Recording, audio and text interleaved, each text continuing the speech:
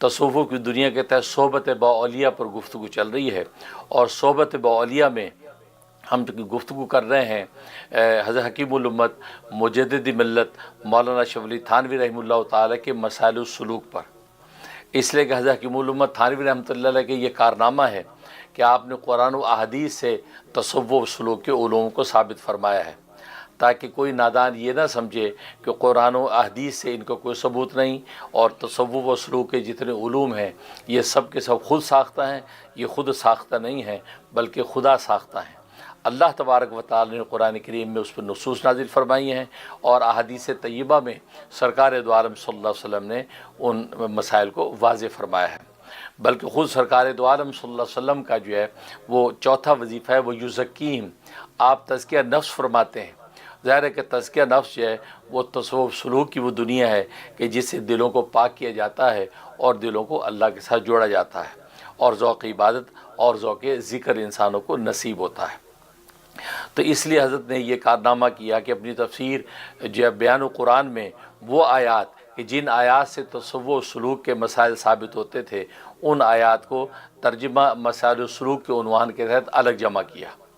اس کے علاوہ احادیث کے ذریعے سے ان جو علوم کو جو ثابت فرمایا، اس کے لیے آپ کی معروف کتاب التکشف اور التشرف، یہ کتابیں جس میں آپ نے احادیث طیبہ کے ذریعے سے جو مشائخ سلسلہ کے عادات و اخلاق اور تصوف و سلوک کے مسائل کو ثابت فرمایا۔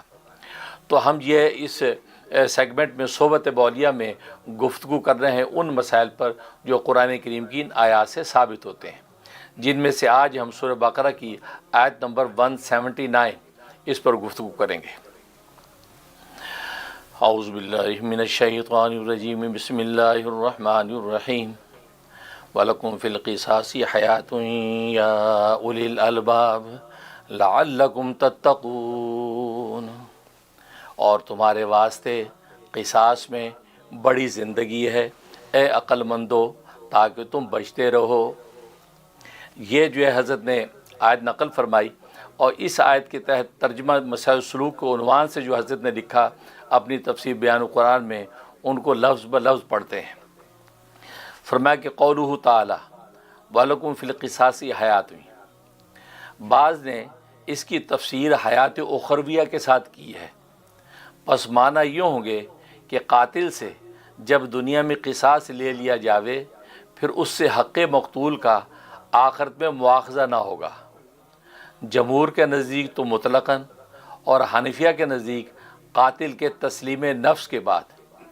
پس اس تفسیر پر یہ آیت دال ہوگی کہ فنا کے اندر بقا ہونے پر۔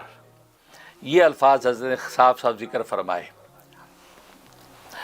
اب اس سے حضرت نے یہ بات ثابت فرمائی کہ اصل میں تصوف سلوک کی دنیا کے اندر فنا اور بقا، یہ دو مقامات پر گفتگو ہوا کرتی ہے کہ مقام فنا کیا ہے اور مقام بقا کیا ہے۔ حضرت اس آیت سے جو مقام فنا اور بقا کو ثابت فرمایا۔ جہاں تک اس آیت کی تفسیر کا تعلق ہے، اس میں اللہ تبارک و تعالی اس حقیقت کو واضح کر رہے ہیں کہ قصاص کے اندر حیات ہے، زندگی ہے۔ اب قصاص کسے کہتے ہیں؟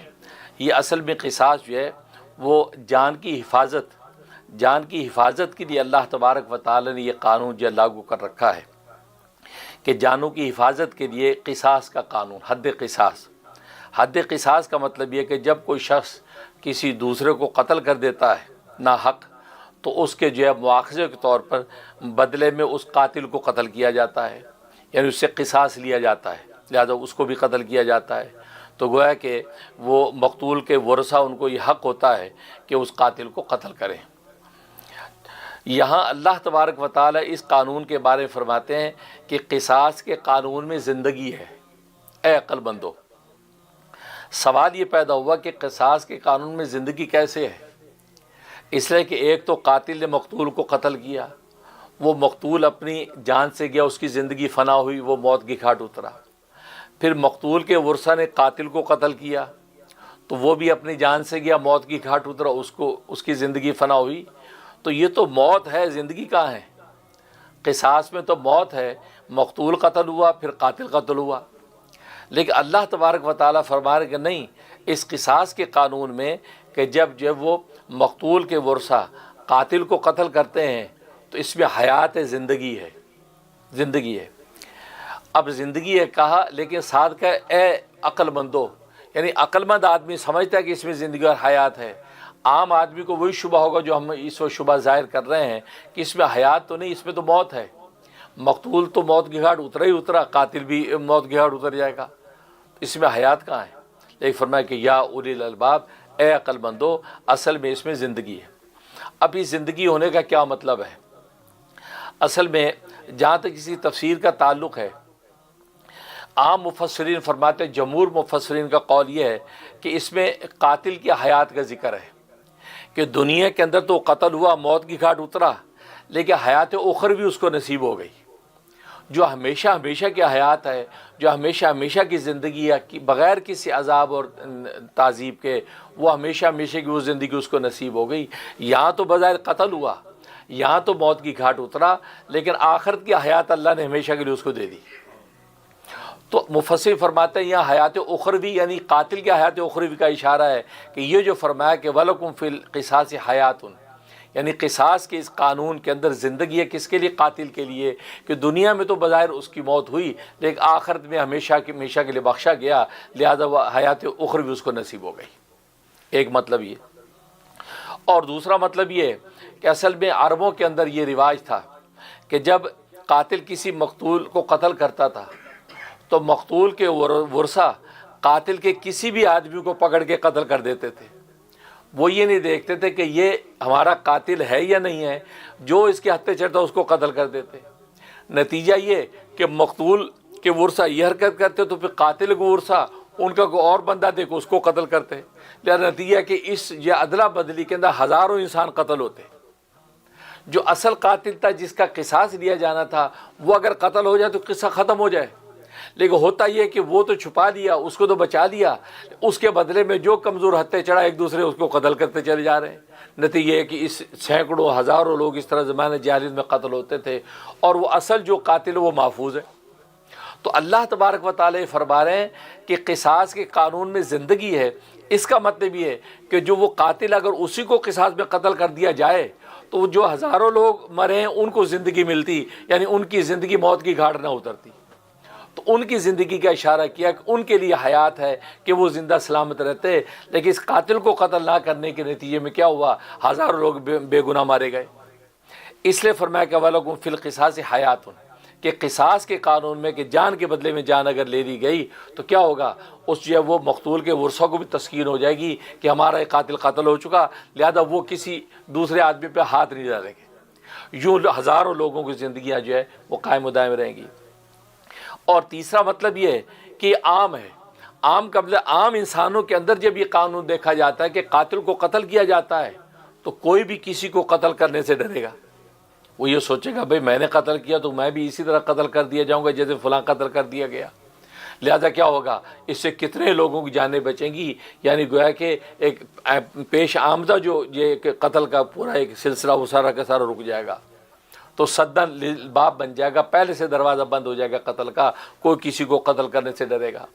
اور دین اسلام کی یہ جتنی حدود اور جتنی تعزیرات اس کا کمال یہ اس میں تخفیف ہے، اسے ڈرانے کے لیے کی جاتی ہیں، تحذیر کے لیے کی جاتی ہیں، تاکہ لوگوں میں اتنا رعب اور دبدبہ پیدا ہو جائے کہ کوئی آگے قدم نہ بڑھائے، اس لیے ڈرائے۔ یہی وجہ ہے کہ قرآن کریم میں اللہ نے فرمایا کہ جب کسی پر کوئی حد جاری کرو، سزا جاری کرو تو جماعت المسلمین کے سامنے کرو، جس کے کم سے کم 3 لوگ ہوں، زیادہ سے 50 ہوں، 100 ہوں، 500 ہوں، وہ ایک مجمع مسلمانوں کو ان کے سامنے اس کو سزا دو، ان کے سامنے اس کو قتل کرو۔ اس کا نتیجہ کیا ہوگا؟ وہ جو دیکھنے والے وہاں موجود ہیں ان کو عبرت ہوگی، کہا کہ نہیں بھائی جیسے یہ قتل ہو گیا ایسے ہمیں بھی کل کو قتل کیا جائے گا، جس طرح اس کا ہاتھ کٹ گیا ایسے چوری کرنے میں ہمارا بھی ہاتھ کٹے گا، جیسے اس کو جو کوڑے پڑ رہے ہیں تو ہمیں بھی کل کو درے پڑیں گے۔ تو کیا ہوگا؟ وہ تخفیف اور خوف پیدا ہوگا، اس خوف کی وجہ سے کوئی بھی اس گناہ کی طرف بڑھنے سے ڈرے گا۔ تو اسے دین اسلام میں اصل میں تو سزائیں دینا مطلوب نہیں ہے، اصل میں گناہوں سے بچانا مطلوب ہے، گناہوں سے بچانا مطلوب ہے۔ اس کے لیے دین اسلام یہ نظم رکھا ہے، اس نتیجے میں ایک دوسرے کو عبرت ہوتی ہے۔ اس لیے قصاص کے اندر بھی جب قاتل کو قتل کیا جاتا ہے کہا کہ لوگوں کے سامنے قتل کرو اور تلوار سے قتل کرو۔ اب تلوار سے گردن جب کٹی، خون کا فوارہ پھوٹا تو ایک خوف اور دہشت سب پہ طاری ہو گیا کہ اوہو یہ ہوگا. نتیجہ ہے کہ کوئی بھی کسی پہ ہاتھ ڈالنے سے ڈرے گا. بظاہر تو ایسا لگا خون کا فوارہ پھوٹا، حالانکہ اس کا مطلب یہ نہیں. اس سے کیا ہوا، اس انداز سے قتل کرنے میں وہ بڑی راحت کے ساتھ اس کی جان نکل گئی، اس کو اذیت و تکلیف نہیں ہوئی. اور عبرت ایسی کہ اس خون کا فوارہ پھوٹنے اور تڑپنے پہ دیکھنے والے خوفزدہ ہو گئے کہ نہیں بھائی یہ کام کرنے کا نہیں ہے، یہی ہوگا جو یہاں ہوا. لیکن آج مغربی دنیا نے اتنی سزاؤں کو جس انداز سے اس کو تبدیل کر دیا کہ جی زہر کا ٹیکہ لگا دیا، یا اس کو جو الیکٹرک شارٹ کی کرسی پہ بٹھا دیا، وہ بیٹھے بیٹھے وہ مر گیا. لیکن اس کی جو اذیت ہے وہ ناقابل بیان ہے. وہ جو اذیت اور تکلیف ہے، اندر جب سانس گھٹتا ہے، اندر سے جب وہ آگ کی طرح ساری رگوں کا خون خشک ہوتا ہے اس الیکٹرک چیئر کے اوپر، وہ کوئی بیان نہیں کر سکتا. لیکن عبرت بھی کوئی نہیں ہے. بند کمرے میں آپ نے سزا دے دی یا اس کو انجیکشن لگا دیا، وہ لیٹے لیٹے ختم ہو گیا. تو بظاہر جو ایسے لگا کہ اس کو کوئی تکلیف نہیں، اس کو جتنی اذیت تکلیف ہوئی ہے اسی کو پتہ ہے. یا پیرامیٹر جو میڈیکل کا وہ بتاتا ہے کہ اس کو کس لیول کی تکلیف ہوئی ہے. لیکن جب گردن یوں کاٹ دی تو چاروں رگیں کٹیں اور خون کا فوارہ پھوٹا، جان نکل گئی، کوئی تکلیف نہیں ہے. تو لیکن عبرت ہے. اس صورت میں جو مغربی دنیا جس کو جس انداز سے بدل دیا اس پہ عبرت نہیں ہے. عبرت کوئی بھی نہیں ہے. لہٰذا وہ کہتے کوئی بات نہیں، ہمیں بھی ٹیکہ لگا دیں، لیٹے لیٹے ختم ہو جائیں گے. ہمیں بھی شاٹ لگا دیں گے الیکٹرک شاٹ، تو ہم بھی بیٹھے بیٹھے ختم ہو جائے گا. لیکن نہیں، ان کو اذیت و تکلیف. تو دین اسلام اصل میں ان گناہوں سے بچانا چاہتا ہے جو قابل حد ہیں. اس لیے انداز ایسا رکھا ہے کہ دیکھنے والے اسے عبرت حاصل کریں. تو قصاص کے اندر بھی یہی ہے کہ جب قاتل کو قتل کیا جاتا ہے تو یہی ہے کہ دیکھنے والوں کو اس سے عبرت حاصل ہوتی ہے اور وہ آئندہ کوئی دوسرے کو قتل نہیں کرے گا. اسی کو قرآن کریم نے کہا کہ قصاص کے قانون میں تمہاری زندگیاں ہیں. انسان انسانوں کے قتل سے بچیں گے، قبیلے قبیلوں کے قتل سے بچیں گے. ایک آدمی قصاص قانون پہ قتل کر دیا، ساری دنیا کو حیات مل گئی، بلکہ ڈبل حیات. ان لوگوں کو بھی حیات ملی، ایک دوسرے کو قتل کرنے سے بچے، اور جو قاتل قتل ہوا آخر کی حیات اس کو بھی نصیب ہو گئی کہ وہ سیدھا جنت میں چلا گیا، گناہ کا کفارہ یہی نمٹ گیا. یہ جو ہے قرآن کریم نے کہا. اب حکیم الامت تھانوی رحمۃ اللہ علیہ یہاں تصوف کا جو مسئلہ اخذ کیا وہ کیا ہے، وہ یہ جس میں فرماتے ہیں کہ یہ آیت دال ہوگی فنا کے اندر بقا ہونے پر. کیونکہ ایک ہے مقام فنا، اپنے آپ کو فنا کر دینا، ایک ہے مقام بقا، باقی رہنا. جیسے وہ کہتے ہیں نا کہ دانہ خاک میں مل کر گلے گلزار ہوتا ہے. مٹا دے اپنی ہستی کو اگر کچھ مرتبہ چاہیے، مٹا دے اپنی ہستی کو اگر کچھ مرتبہ چاہیے کہ دانہ خاک میں مل کر گلے گلزار ہوتا ہے. اب دانہ خاک کے اندر جو ہے وہ دفن ہونا گوارا کرے، اب یہ گلے گلزار ہوگا. اگر کہ نہیں خاک میں مجھے نہیں جانا، بدبودار مٹی، گندی مٹی، کیچڑ کے اندر نہیں، مجھے سونے کی پلیٹ میں رکھو، تو سونے کی پلیٹ میں رکھ دیں گے، 2 دن میں سڑ جائے گا. لیکن اگر وہی دانہ خاک کے اندر جانا گوارا کر لے، اپنے آپ کو فنا کرنا گوارا کر لے، اور کیچڑ کے اندر مٹی کے اندر جو برداشت کر لے، تو ایسا اللہ تبارک و تعالیٰ اس کو پھل پھول کر دے گا کہ ایسا تناور درخت بنے گا کہ دنیا سایہ لے گی. تو اس لیے فرمایا کہ دانہ خاک میں مل کر گلے گلزار. تو اپنے آپ کو مٹانے میں اصل میں اپنے آپ کو اٹھانا ہے. اس لیے تو حدیث میں فرمایا من تواضع للہ رفعہ اللہ، کہ جو اللہ کے لیے اپنے آپ کو جھکاتا ہے اللہ تبارک و تعالیٰ اس کو اٹھا دیتا ہے، بلند کر دیتا ہے. تو اس لیے فرمایا تصوف کی دنیا کی حقیقت یہ ہے کہ اپنے آپ کو مٹانا. جب اپنے آپ کو مٹاتے ہیں تو اللہ تبارک و تعالیٰ اس کو اٹھا دیتے ہیں. چنانچہ لکھا حضرت حکیم الامت مجدد ملت مولانا اشرف علی تھانوی رحمہ اللہ تعالیٰ کی خدمت میں حضرت مولانا سید سلیمان ندوی رحمۃ اللہ تشریف لائے اور نصیحت کا سوال کیا. فرمایا کہ مسافہ یوں کیا ہوا تھا، جاتے جاتے کہا کہ حضرت کو نصیحت فرما دیں. حضرت کے ہاتھ میں ہاتھ تھے. حضرت تھانوی فرماتے ہیں میرے دل میں آیا اتنا بڑا محدث، اتنا بڑا مورخ، اتنا بڑا مفسر، اس کو آخر میں کیا نصیحت کروں. تو بس ہاتھ میں ہاتھ تھے، اللہ نے دل میں ڈالا اور میں نے انہیں کہا کہ یہ ہمارے طریق یعنی تصوف و سلوک، کہ ہمارے اس طریق کی ابتدا اور انتہا اپنے آپ کو مٹانا ہے. یہ صوفیت کی جو دنیا ہے اور میں اس کی اول بھی اپنے آپ کو مٹانا اور اس کی انتہا بھی اپنے آپ کو مٹانا ہے. اور ظاہر کو جو اپنے آپ کو مٹاتا ہے اللہ تبارک و تعالیٰ اسی کو اٹھاتا ہے.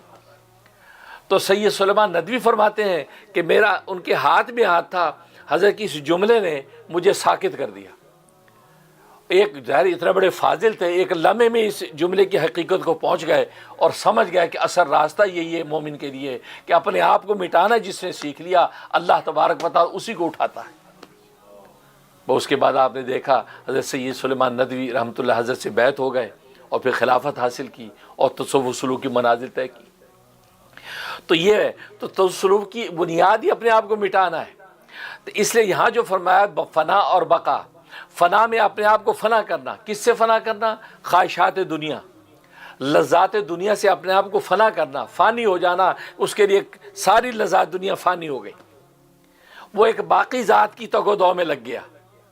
وہ اب جو ہے وہ دنیا کی چیزیں خواہشات جو اللہ سے اس کو دور کرتی ہیں، ان خواہشات کو بالکل فنا کر دیا اور ان سے دور ہو کر یہ اللہ تبارک و تعالی الباقی جو ذات ہے اس باقی کی تلاش میں لگا۔ ادھر خواہشات کو اس نے فنا کیا، ادھر اللہ تبارک و تعالی اس کو بقا کا مقام عطا کر دیتے ہیں، اللہ تبارک و تعالی اپنا قرب نصیب فرما دیتے ہیں۔ اس لیے فرمایا کہ فنا کے مقام میں بقا ہے۔ تو حضرت فرماتے دیکھو یہاں پر بھی اسی نظیر کو پیش کیا کہ بظاہر وہ فنا ہے، یعنی قاتل قتل کیا جا رہا ہے تو یہ فنا ہے، اپنے آپ کو فنا کر رہا ہے، لیکن اس کا انعام کیا ملا؟ بقا، یعنی آخرت کی بقا، یعنی جنتوں کے اندر سجا دیا جائے گا۔ یہی حقیقت فرمایا کہ ہمارے تصوف سلوک کے اندر ہے کہ فنا کے مقام کے اندر جب انسان اپنے آپ کو ڈال لیتا ہے تو اللہ تبارک و تعالی اس کو بقا کا مقام عطا کر دیتے ہیں۔ مطلب اللہ تبارک و تعالی اپنی قرب اور محبت کے ساتھ اس کو باقی رکھتے ہیں، اور دنیا کی لذتوں کا مزہ اللہ اپنی قربت کے ساتھ وہ عطا کر دیتے ہیں کہ دنیا کے لطف و لذت اس کے سامنے ہیچ ہو جاتی ہے۔ اس سے یہ بات ثابت ہوئی کہ جو ہے فنا کے اندر جو ہے بقا ہے۔ چنانچہ میں اکثر بتایا کرتا ہوں امام الاولیاء حضرت مولانا احمد علی لاہوری رحمۃ اللہ علیہ، ان کے ایک مجاز صحبت حاجی جو ہے وہ علی احمد صاحب رحمۃ اللہ علیہ میرے پاس آیا کرتے تھے مسجد میں، اور کراچی میں میری مسجد تھی طیبہ مسجد، بلاک ڈی، نارتھ ناظم آباد کراچی۔ تو وہاں بہت سال میں وہاں پر امام خطیب رہا، تو آ کے میرے حجرے میں ٹھہرا کرتے تھے، تو گھر سے میں کھانے کا ان کا سحری اور افطاری کا انتظام کرتا کیونکہ روزے بہت رکھا کرتے تھے۔ تو انہوں نے بتلایا کہ میں تہجد کے وقت میں حضرت لاہوری رحمۃ اللہ علیہ کے ساتھ لاہور کے اندر جو ان کی شیراں والا باغ میں ان کی خانقاہ تھی، اور اس خانقاہ کی بشارت رسول اللہ صلی اللہ علیہ وسلم نے دے رکھی تھی، اگر کسی نے خدا کو پانا تو احمد علی لاہوری کی صحبت میں جائے اس خانقاہ میں۔ تو اتنا اونچا مقام تھا، اور حضرت خود بڑے صاحب کشف و کرامت بزرگ تھے۔ میں تہجد میں جب ذکر کرتے تھے اس میں ایک شعر پڑھا کرتے تھے، اور ہم پیچھے شریک ہوتے تھے، اور زاروں کو رو رو کے ہی شعر پڑھتے تھے۔ کیا کہتے تھے کہ صدقے میں تیرے ساقی مشکل آسان کر دے، صدقے میں تیرے ساقی مشکل آسان کر دے، ہستی میری مٹا دے، خاک میں جان کر دے۔ یعنی یہ فنا مانگ رہے ہیں، مقام فنا۔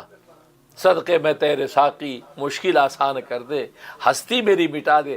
آج ساری جنگ ہی ہستی کی ہے، میری ہستی کو مان لو، میں بڑا ہوں مجھے مان لو، میں سپر پاور ہوں مجھے مان لو، میں گریٹر ہوں مجھے مان لو۔ ہر ایک دوسرے کو منوانے میں لگا ہوا ہے۔ ہستی اپنی مٹا دے گا تو کیا ہوگا؟ تواضع کے اندر صلح ہے۔ اسے حضرت علوم تھانوی رحمۃ اللہ علیہ فرماتے ہیں کہ حاجی امداد اللہ مہاجر مکی رحمۃ اللہ علیہ فرماتے ہیں کہ آج پوری دنیا کے اندر انفرادی سطح پر ہو یا عالمی سطح پر جو جنگ و جدال ہے اس کی بنیاد ایک چیز ہے، وہ ہے تکبر۔